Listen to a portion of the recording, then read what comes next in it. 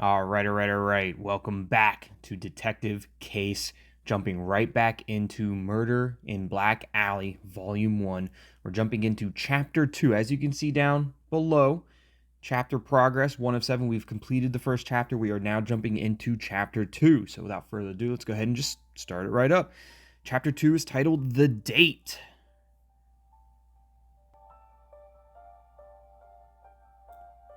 Ooh, interesting. Got a little video playing. I wasn't expecting videos to be. Well, now it's on a loop. Oh, this might be where we have to just kind of click through it. Okay, perfect. It was on a loop there. That was pretty quick that we could see that it was on a loop. Oh, I forgot about this. This has the wordings like cut off by these lines on the left-hand side. All right. Stefan was already waiting at the hospital by the time you get there. He had a slim frame and a long neck that came in useful whenever he was craning over a corpse to look at their toes while crouching by their heads. What?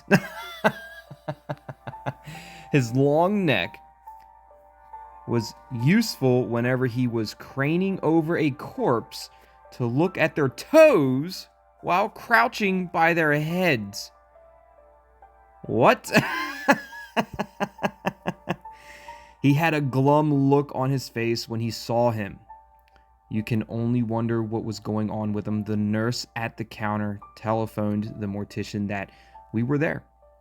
It wasn't our first time, so she knew who we were. We knew our way. We walked through the hospital's corridor, made a sharp turn to the left, and another to further left until we got to the cold room. And another 2 further left. Okay. You all exchanged greetings with the mortician, a stumpy man with a distinct receding hairline.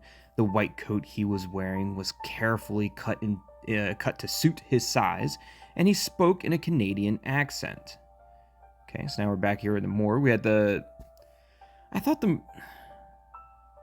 does not look like the mortician that they described. He had a receding hairline. They said the mortician had a receding hairline, not that he was fucking bald. He is cue ball bald right there. That is not a receding hairline. You're here for Henry Blair, right? That is correct. Yes, we are. I tell you, I was shocked when his body was brought to me, and when I undressed him, I couldn't help but feel sorry. When I saw him naked, couldn't help but to feel sorry for him. He was now walking towards the cabinet that bore Henry's body. The killers seemed to have had only one goal: to make sure he didn't survive the hit. Now he had his hand on the cabinet. He looked at you, at me, not just at you, but he looked at you and the others, and then pulled expertly at the handle. He pulled expertly at the handle. Yeah, I didn't realize that there were levels of how to pull at the handle. I must be on rookie. When I pull doors open at the handle, I must be on rookie level. Like, the way I pull doors open is shite compared to the way this mortician expertly pulls at the handle. The cabinet slid out, carrying Henry's body. The first to notice was the battered chest and belly. Stefan went on the left side of the body to get a better view. Naomi and you stood on the right, while Peter, the mortician, stood by the head. Multiple gunshots to the chest, and you could easily see it was from close range. Exactly. I wonder who had committed this dastardly act. This is a 23-year-old boy, for goodness sake. He didn't deserve to die this way. Peter's voice quavered. I think it's supposed to be quivered, but quavered as he spoke as though he would soon need a napkin. Henry's body had no finger marks or any sign of struggle. It was just the bullet wounds. They confirmed what the witness had said. I put it on the guys to make sure that this killer's face the wrath of the law. Oh. Okay, I get it. The way I read it, it just didn't make sense in my head. So he's putting it on us. He's making sure that we know that he's putting it on us to make sure that the killers face the wrath of the law. All right, Peter, you can shove it back. Just shove it back in, why don't you, Peter? Stefan took a taxi back to the precinct. Naomi and you were driving to the governor's house. You were going to ask him and his wife a couple of questions.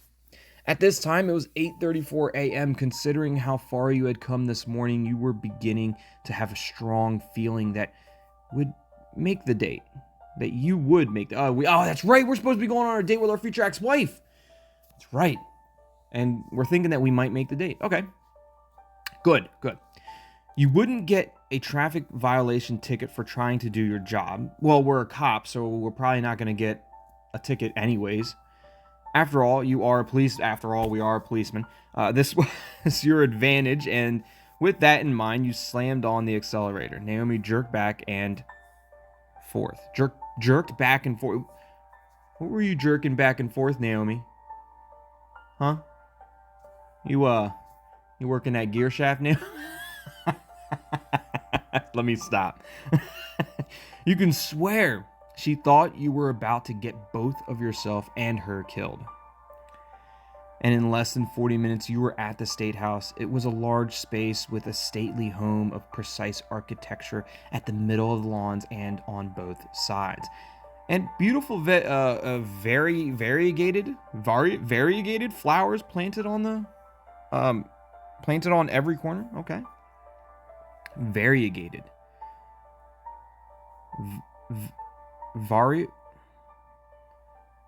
There's a variety of flowers. Planted on every corner. The pool was just by the left side. Cars were parked in reverse in the garage and at strategic points were the governor's personal security. You followed the driveway and parked somewhere in front of the mansion. You and Naomi stepped out and shut the door. One of the guards approaches you. What do you two want? Excuse me. Do you know who I am? You see his eyes look down at you, at your badges stuck to your waist. There was no need for introduction. You want to see His Excellency regarding the death of his son. We need to ask him and Her Excellency a few questions.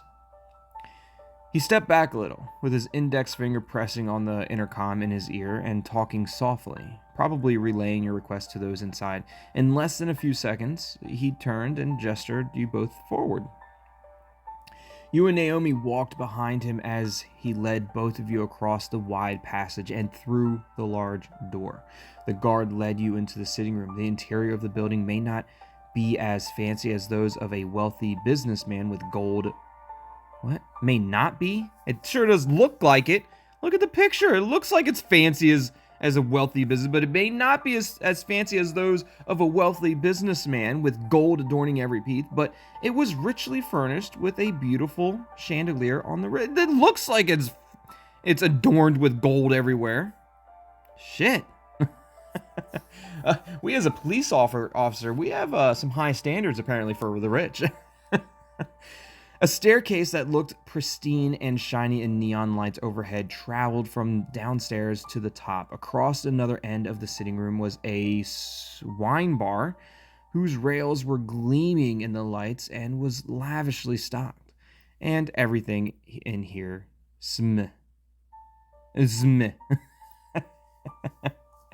Everything in here Please wait for a moment. His Excellency will be here soon. Mini game. Oh, we got a little mini game here going. All right, so we got an axe, an elephant. We got to look for some stuff. Heart, shovel, telephone, calendar, envelope, spiderweb, spider, and rope.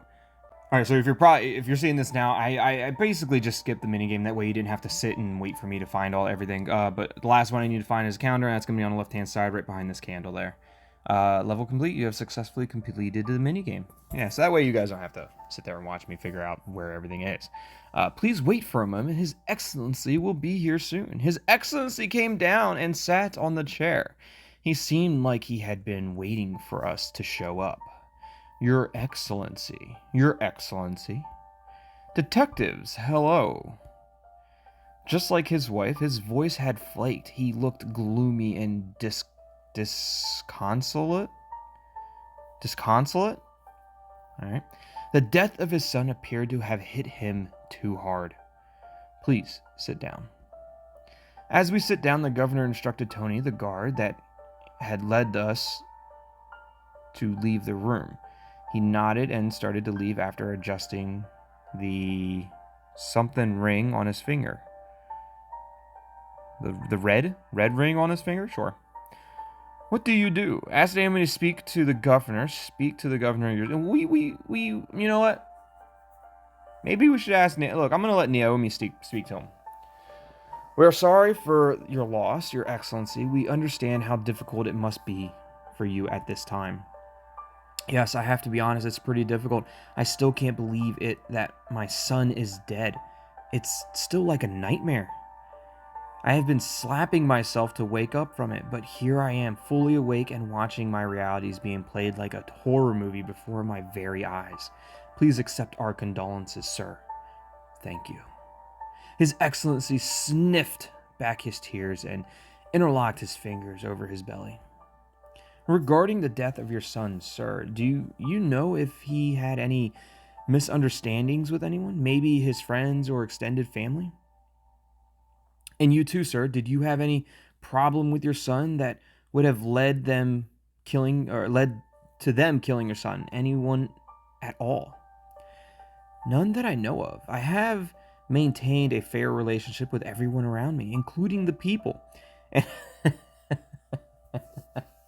what people? Like the people of that you're governing? Maybe, I don't know. But he kept a fair relationship with everyone around him, including people. Like, who is everyone around you other than people? And the same I had taught my son. I made it my daily priority to teach him the consequences of wrong actions. My wife had also done her best to bring him up into a responsible man. He had guards that monitored his movements even without his knowledge, and so at all times we had our eyes on him, except when he was gunned down, right? There was no guards there. There was no eyes on him when he was murdered. Got it. Sus. That's suspicious. You're sitting there saying that we keep an eye on him at all times. The guards keep an eye on him at all times. But this one time, he gets gunned down. And nobody knows. Nobody saw it. Right. So until the night of his death, I cannot give account of anyone I had a problem with. So, sir, where were you last night? And did you not notice that he was not in the house at the hour of 2 a.m? You feel that this was a very daring question, Naomi. Just how could she ask the governor where he was at the late hour of the night? You couldn't wait to see how the governor was going to react to that. I was in my room with my wife. We were trying to reach him, but his lines was not going through. I called the security in and they tried to track his car, but it was found somewhere in the back of the compound. I don't know, but I think there was something going on with him. I have been pretty busy lately, but my wife told me she had noticed some strange behavior with him. She said he was always highly protective of his phone and made calls while hiding in his room. She thought it could be that he had got himself a girlfriend. Henry was pretty reticent, and so we thought he would be shy to talk to us about it. I was looking forward to the day we would have a father and son conversation before his tragic and sudden death. So what did you do when you noticed that his car was still in the compound and he wasn't picking up his calls? The governor was silent for a while, perhaps still clearing up his mind after his last sentence. I ordered the guards to track his phone. They did, and it only led them to Orange Avenue. They drove to the place at that time and found his phone on the road, completely destroyed. I asked them to drive around to see if they could find him, but nothing. They continued to scout the area even beyond. They did not return until they found his dead body in his car. Your colleagues have arrived at that time. So what this all means now is that for a couple of days, he had been onto something. Maybe he got himself into trouble with some people, or he may have been threatened and was trying to clear it before he was shot. I think it's clear. I can't see the word. He was trying to clear it before he got shot, maybe. I don't know. Can I talk to your wife? Oh. Henry's mother descended the stairs. Her face was swollen, suggesting she had been crying upstairs. The governor went and sat beside her. Good day, Your Excellency. Hello, ma'am. Detectives, you're welcome to my house. Thank you, madam. I believe we have spoken. But she's welcoming us to her house, but we were already there and we were already welcomed by the husband. But then she came down to welcome us as well? I don't know. Sounds weird, right? No? Just me? No. I believe we've spoken before. We have, Your Excellency. So I believe you both are here to ask some questions. Which one of you is it going to be? It's going to be me, actually. I'm gonna do it this time. Speak to her yourself. I'm doing it for 20 coins. Now, if it would have said Naomi to speak to her for 20 coins, I would have done Naomi, just because anytime that we get an opportunity to use the coins, we're going to use the coins. Just throwing that out there for everybody. That would be me, Your Excellency. We are to ask you both questions about your son. Your husband, His Excellency, was just telling us about the strange behavior you had observed in your son a few days before he died. Do you mind telling us about it? It might be of great help in our investigation. She was silent for a moment. She looked at the husband as if reprimanding him for telling some bunch of detectives about their son's behavior. I'm sure my husband must have told you that Henry was pretty reserved. It was 2 days before his death. I noticed he was making secret calls and acting weird. Once I came into his room and he was not there. I picked it up, but just as I did, he stormed in immediately and snatched it from me. In fact, he startled me. I had to sit on his bed to catch my breath. And then I asked him who the girl was, but he told me there was no girl. I had never seen him with a girl. I insisted to know why he snatched the phone from me the way he did, but he told me he was setting up something and that he wanted it to be a surprise. He gave me no clue of what that thing was when I asked. After a while, I gave up and accepted what he told me. I told his father about it in hopes that he might be more comfortable talking with him. But unfortunately, he never had the chance. Her husband cuddled her into his arms. Naomi got silent. Maybe she was feeling sorry for asking her the question. But you had a question you wanted to ask, and it was important. But Your Excellency, aside the strange behaviors, did you notice any other thing? Did you hear anything during one of his phone sessions? No. That was one thing about Henry. He was good at hiding things, except something he wanted you to know about. Then he would either leave clues or he would tell you outright. You look at Naomi, who seemed to have a lot of questions to ask still, but didn't seem to have the courage to do so. It's all right, Your Excellency. Sir, madam, we have to go now. I promise you we will get to the root of this and make sure the killers are arrested and prosecuted. Henry's mom reminded you that you only have 75 hours to arrest the killers. Thanks, ma'am. Thanks, mom. 75 hours. Your Excellency, please accept our condolences once again. You and Naomi walked through the door and towards the car. We're going to Orange Avenue. Maybe we'll find something there. Maybe some clues. I mean, the son likes to leave clues around, right? She nodded and opened the door to the passenger seat. You hook your fingers to the door handle, but your mind snitched. Your mind snitched on your thoughts. You looked at the watch.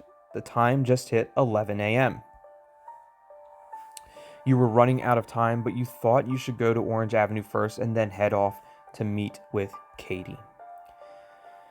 But just as you opened the door, your phone beeped in your pocket. You get out of the car and attend the call. It was your captain. He needed your presence at the precinct right away. Now you were lost on what to do. It occurred to you that if you went back to the precinct to see your captain first, you would definitely not make it to the eatery on time because you would have to go to Orange Avenue. So We're about to be making a decision whether we go visit the captain and then go to Orange Avenue, or we go to Orange Avenue. That way we can make our date with Katy, our future ex-wife. And I'm sure you guys already know what option I'm choosing. Future ex-wife all the way. You were lost in your thoughts for a moment. You can bet Naomi wondered why you were still standing outside. You had not told her yet that the captain wanted both of you back at the precinct immediately. What do you do? Ignore him and continue your way to Orange Avenue. So that way we can make it to our date on time with Katy. Obey the captain and return to the precinct. That way we can be late on our date or not attend it at all and lose out on a future ex-wife.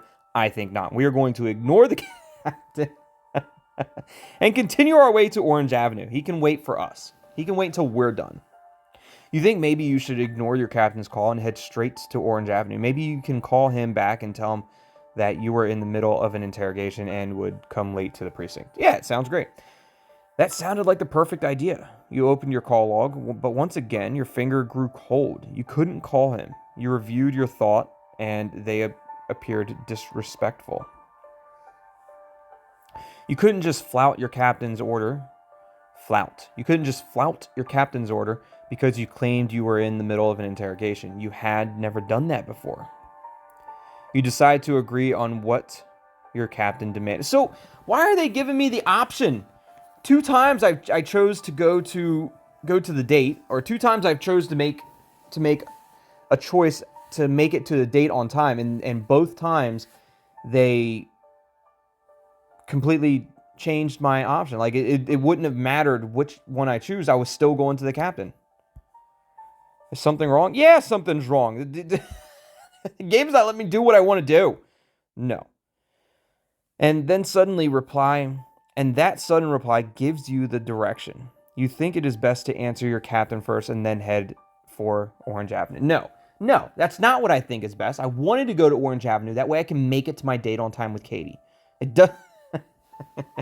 It literally, there's no reason to make any choices in this game because it's going to follow the same storyline no matter what. It was at this time that it finally began to dawn on you that you would be arriving late at the eatery today, or worse still, disappointing Katy again. Oh no, you didn't want to do that. I made the choice not to do that, but clearly the game is going to make me do it anyways. Fast and furious, you slam on the accelerator and the car lunged into a tunnel down the road. You'd notice Naomi stealing glances at you with the corner of her eye as you drive. She seemed to want to say something, but didn't have the guts to. You didn't care at this time. All you want is to see the captain and finish with him.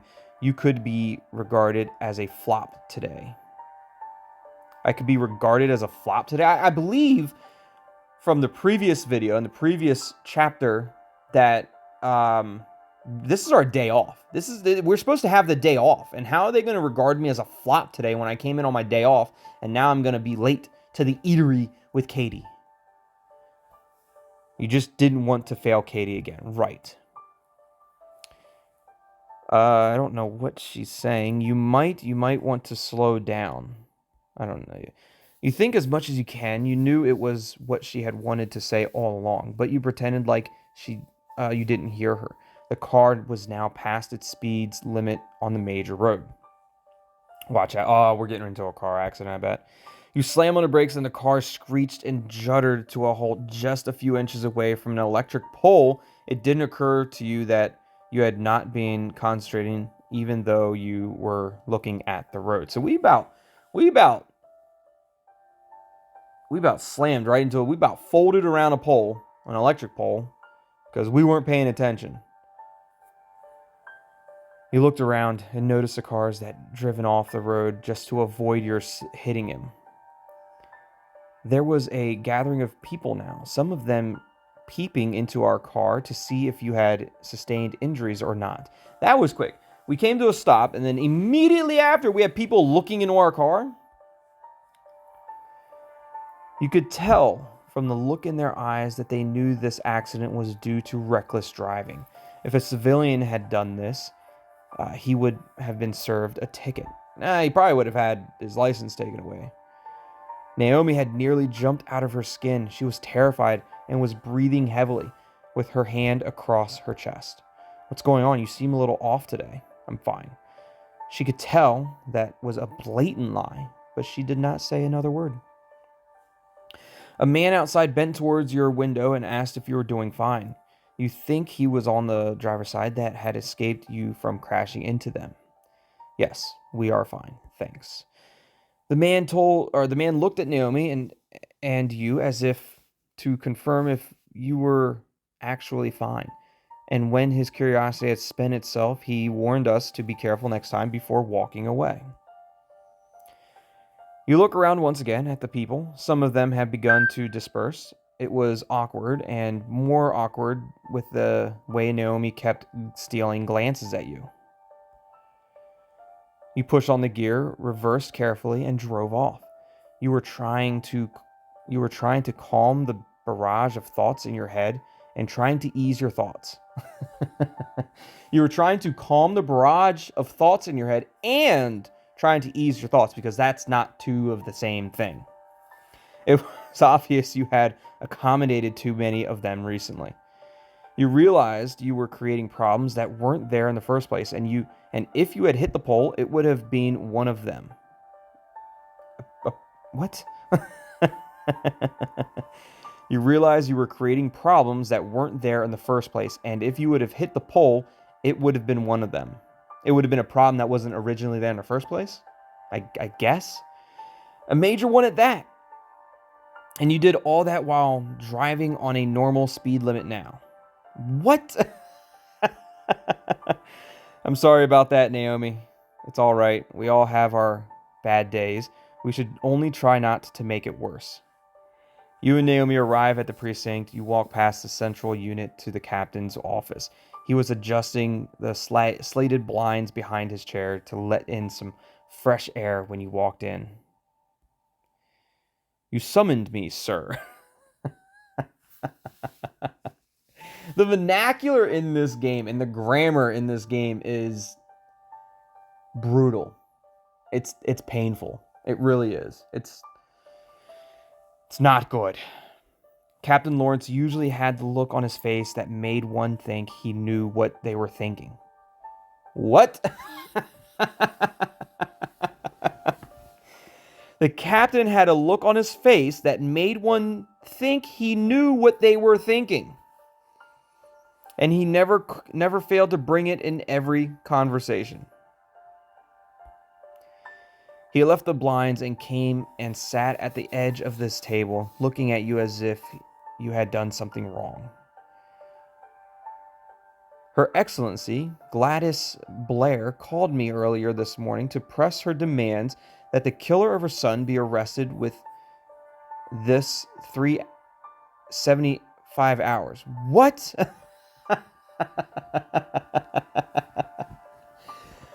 Oh my goodness. This is laughable. Look, I know somebody. If the devs are watching this, I know somebody that may be able to help you with translations. If you need help with translation to get it a little bit more, fluent, maybe a little bit better read, let me know. I may know somebody that can help you with translations. All right, so Gladys Blair called me earlier this morning to press her demands that the killers of her son be arrested with this 375 hours. Got it. She added that if we failed to do so, she would involve the feds. I thought we were the feds. I guess we're just regular policemen, and if we can't solve it, then the feds are going to come in. I don't know. I'm sure you know what this means. It means you're wasting my time because I already knew this, Captain Lawrence. You don't say anything. All you do is look at the captain and nod at him. I promised her we would do our very best. I am counting on you to make sure we do not fail in this. I need you to handle this case and with utter diligence. Do not leave any stone unturned. Look, Captain, I knew this already. You're wasting my time. I do not want the governor and his wife to think that we're incompetent at handling major cases like this. And I am sure you know that I hate the feds showing up here and prowling about with their shoulders high. Oh my goodness. This could have been done over a phone call. This could have been... We didn't need to have a meeting about this. Could have been done over a phone call. I could be on my way to Orange Avenue, not wasting time and continuing my investigation into who killed the son. But no, I have to waste my time talking to Captain Lawrence about something I already know. So I need you to do all you can to make sure that nothing goes wrong. Every support you need will be provided promptly.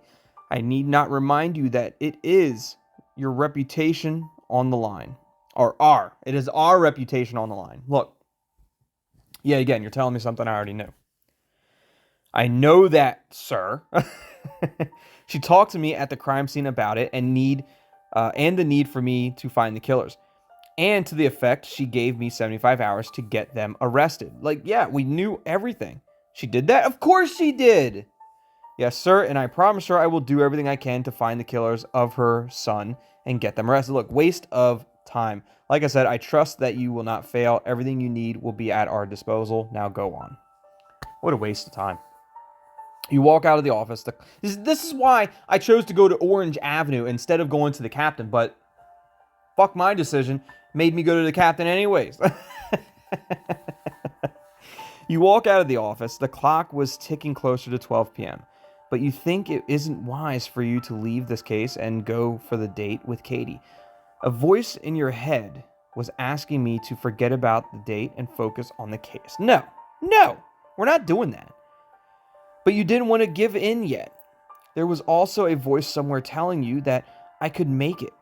You were waiting for Naomi, who had gone to the central unit and had written a draft of the case already. We need to check out the scene at Orange Avenue. Come on. Okay.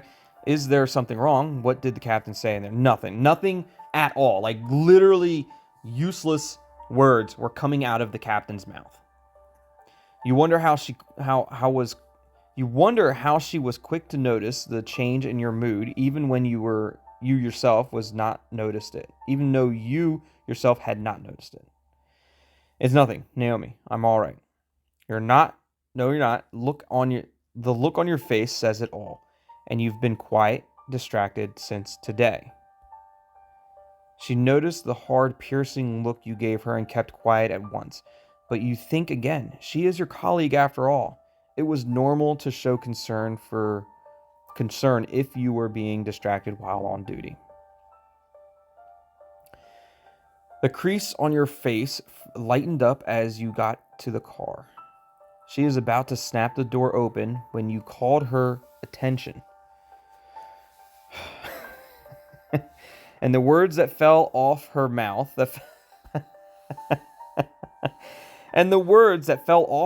rather impulsively were, I'm sorry, sir. Oh my goodness. I can't deal with I can't. Her face looked pitiful. Your heart glutted with compunction. Our heart glutted with compunction for shunning her the way you did. Compunction? What the fuck is compunction? Some of these words I have never heard in my entire life.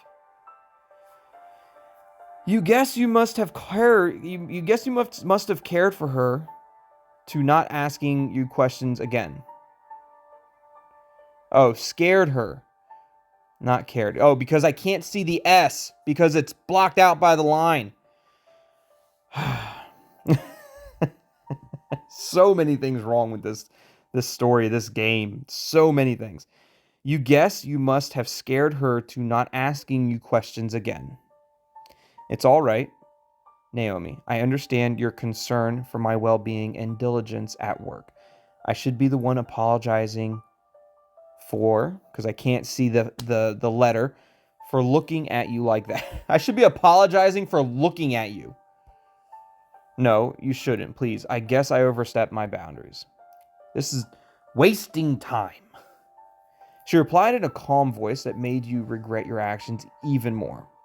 No, I I'm done saying sorry. I'm done hearing I'm sorry. We're literally just sitting here saying I'm sorry to one another instead of going to Orange Avenue.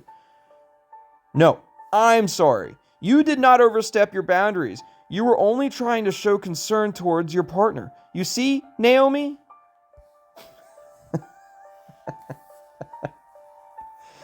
This is just laughable.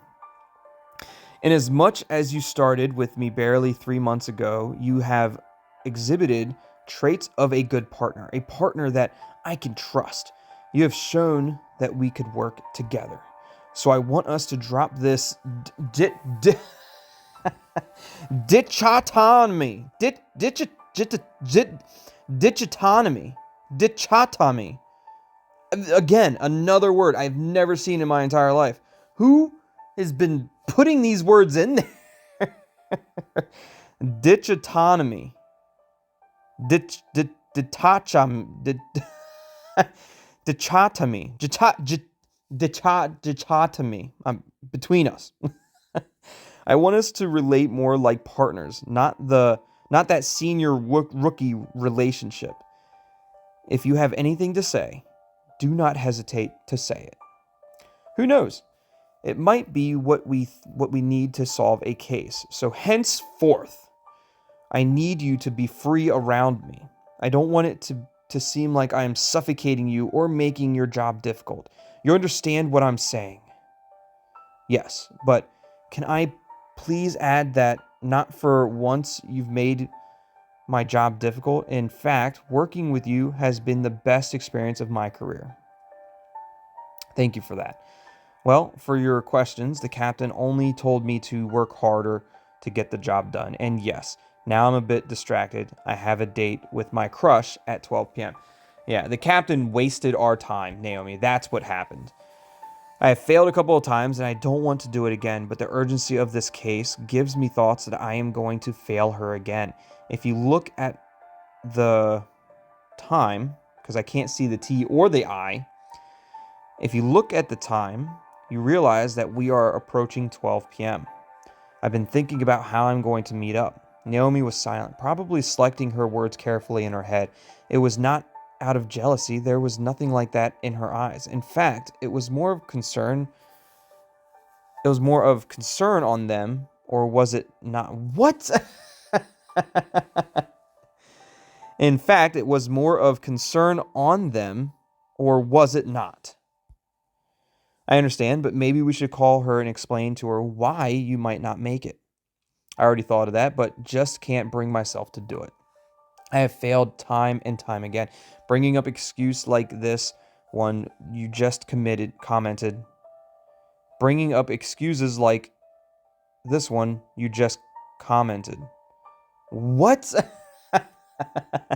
Anyways, you pushed the car key across the roof of the car towards her, indicating that she would be the one to drive.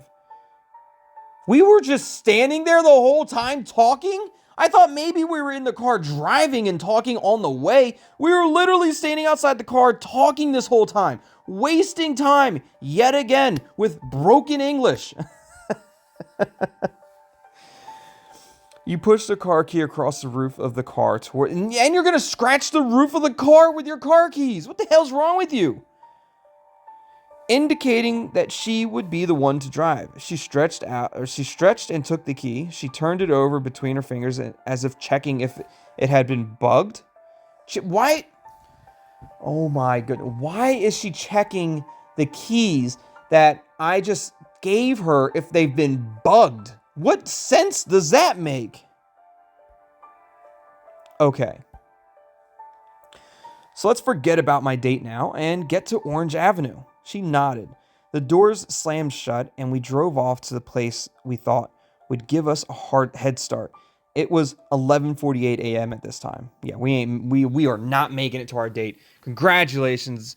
I got some kind of reward. I hope you guys are enjoying Detective Case. I can't even say as much as I am because this is painful. If you guys are enjoying this, hit that like button. Let me know what you guys think of this in the comments down below. As always, thanks for listening. If you haven't already, subscribe to the channel. I'm so defeated. We'll see you next time. Let me know if you guys want to see chapter 3. Goodbye.